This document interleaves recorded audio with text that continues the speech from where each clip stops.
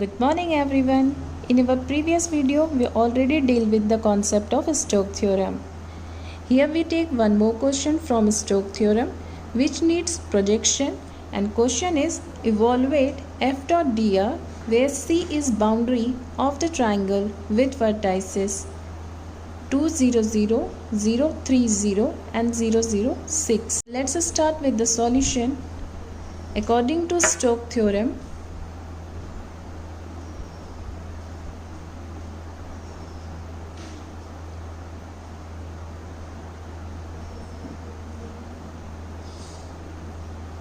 f dot dr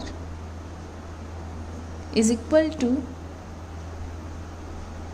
curl f dot n cap ds. तो चलिए सबसे पहले हम यहाँ पे फिगर ड्रॉ करते हैं. This is our diagram. This is X axis, Y axis and Z axis. Vertex is 2, 0, 0, 0, 3, 0 and 0, 0, 6. ये हमारा सरफेस है जिसे हमें कैलकुलेट करना है. Here C is a boundary of triangle.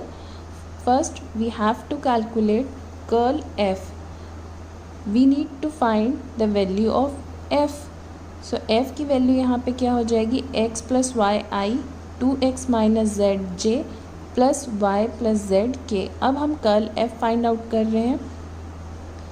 तो हमने आई जे के पुटअप किया. Del upon del X, del upon del Y, del upon del Z.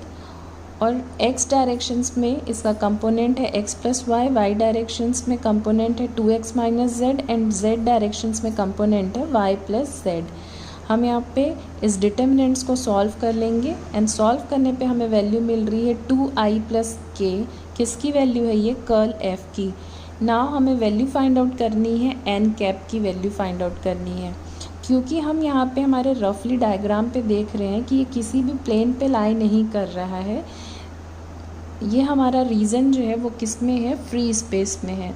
As we all have seen in the previous lecture of surface integral, any surface in a free space need to be first project in any one of the plane, either in xy plane or in yz plane or in zx plane. So we will utilize the same concept for this particular question.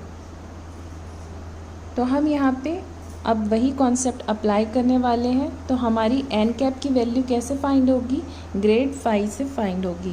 तो N cap equal to हम लिखेंगे grad phi upon mod of grad phi.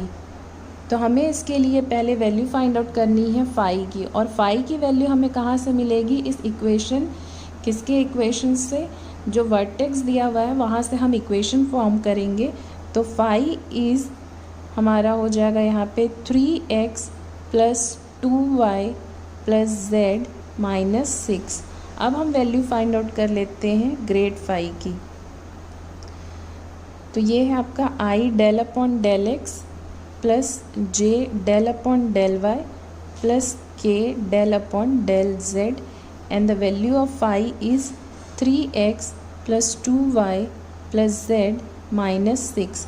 Calculate कर लेते हैं partially differentiation with respect to x. That means यहाँ पे मिलेगा हमें 3i. Partially differentiation with respect to y, that is 2j and z के रिस्पेक्ट में जब हम पार्शियली डिफरेंशिएट करेंगे तो यहाँ से हमें मिलेगी वैल्यू 1. दैट मीन्स यहाँ पे आएगा आपका k. तो this is the value of grad phi. अब हम यहाँ पे फाइंड आउट कर लेते हैं मॉड ऑफ ग्रेड फाई.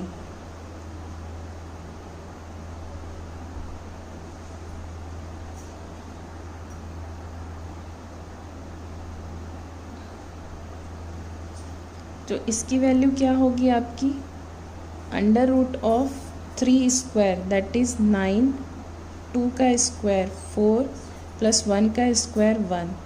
तो ग्रेड फाई मॉड में जब हम इसकी वैल्यू निकाल रहे हैं तो ये आ रहा है आपका अंडर रूट ऑफ 14.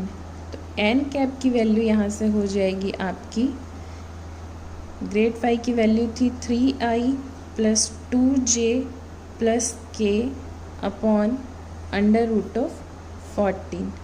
इसके बाद हम क्या करते हैं, ds की वैल्यू फाइंड आउट करते हैं सरफेस इंटीग्रल में। तो अभी हम ds की वैल्यू फाइंड आउट नहीं कर रहे हैं, हम इसको किसी प्लेन पे प्रोजेक्ट नहीं कर रहे हैं। चलिए पहले हम वैल्यू पुटअप कर लेते हैं इसको स्टोक थ्योरम पे, curl f dot N cap, जिसकी हमें वैल्यू मिल चुकी है।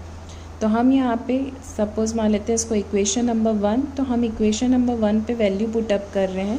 तो हमें मिलेगा यहाँ से s कर्ल f की जो भी आपकी वैल्यू थी, तो कर्ल f की वैल्यू थी 2i प्लस k, और आपके n कैप की वैल्यू आई है 3i plus 2j plus k upon under root of 14, and ds को हम एज इट इज़ लिख रहे हैं अभी ds के फॉर्म पे। ठीक है, कैलकुलेट कर लेते हैं इस टर्म को। i डॉट आई 1, तो यहाँ से डॉट प्रोडक्ट की हेल्प से वैल्यू क्या मिलेगी 6, एंड k वाले टर्म का आ जाएगा +1 upon under root of 14 ds। Constant term को हम सेपरेट कर लेते हैं 7 अपॉन अंडर रूट ऑफ 14, और आपको क्या मिल रहा है यहाँ से ds। तो ds क्या होगा यहाँ पे, एरिया ऑफ ट्राइंगल होगा। तो नेक्स्ट स्टेप में हम 7 अपॉन अंडर रूट ऑफ 14 और वैल्यू निकाल लेंगे किसकी, area of triangle. And area of triangle किसका निकलेगा यहाँ पे, वेक्टर टर्म का। तो चलिए पहले यहाँ पे पॉइंट्स का नेम दे देते हैं। दिस इज़ P, ये है आपका Q, और ये आप पॉइंट्स है आपका R। डायरेक्शंस ऐसा लिया हमने। ठीक है, तो area of triangle in vector field क्या होता है आपका 1/2, और जो आपका यहाँ पे डायरेक्शंस दिया हुआ है, जैसे कि ये कौन सा वेक्टर है, PQ vector cross PR vector. तो हम इसको पहले सॉल्व कर लेते हैं separately. Area of triangle in vector field is calculated by A equal to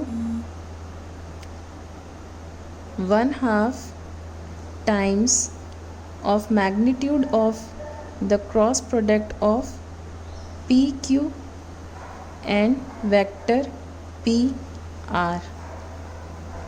PQ एंड PR वेक्टर की वैल्यू हम फाइंड आउट कर लेंगे। यहाँ पे हमें वर्टेक्स गिवन है, तो वर्टेक्स से हम वैल्यू निकाल लेते हैं। P किस फॉर्म पे दिया हुआ है 2 0 0, Q 0 3 0 एंड R इज़ 0 0 6। तो हम यहाँ से PQ वेक्टर की वैल्यू फाइंड आउट कर लेते हैं। कंपोनेंट के फॉर्म में लिख रहे हैं 0 -2, तो दिस इज़ -2 3 एंड 0। वैसे ही हम PR की वैल्यू फाइंड आउट कर लेते हैं। तो PR की value -2 0 and 6। These are the component. PQ वेक्टर के लिए कंपोनेंट x डायरेक्शन में जब -2, y के लिए है 3 एंड z के लिए है 0। PR वेक्टर के लिए कंपोनेंट जो है आपके x डायरेक्शन में -2, y के लिए 0 एंड z के लिए 6 है।